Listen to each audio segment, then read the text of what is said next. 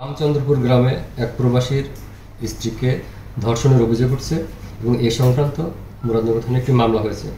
আমরা মামলার প্রধান অভিযুক্ত মোহাম্মদ ফজর আলীকে ইতিমধ্যে আমরা গ্রেপ্তার করেছি এবং এই ঘটনায় এলাকার কয়েকজন ভিকটিমের কিছু ভিডিও ধারণ করে সোশ্যাল মিডিয়ায় ছড়িয়ে দেয় এবং এই কাজ যারা করেছে তাদের চারজনকে আমরা ইতিমধ্যে গ্রেপ্তার করেছি এবং গ্রেপ্তার করে তাদেরকে আইনের আওতায় আনার প্রক্রিয়ায় আমরা আছি।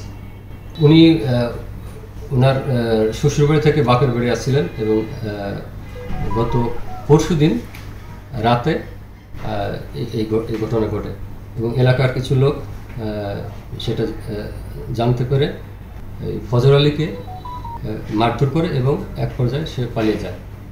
পরবর্তীতে পুলিশ সংবাদ পেয়ে দ্রুত ঘটনাস্থলে যায় এবং বিষয়টা তদন্তের জন্য আইনগত ব্যবস্থা গ্রহণ করে। আমরা এতটুকু বলবো, যারা এই ধরনের ভিডিও মোবাইলে ধারণ করে সোশ্যাল মিডিয়ায় ছড়িয়েছে, এটা একটা অপরাধ।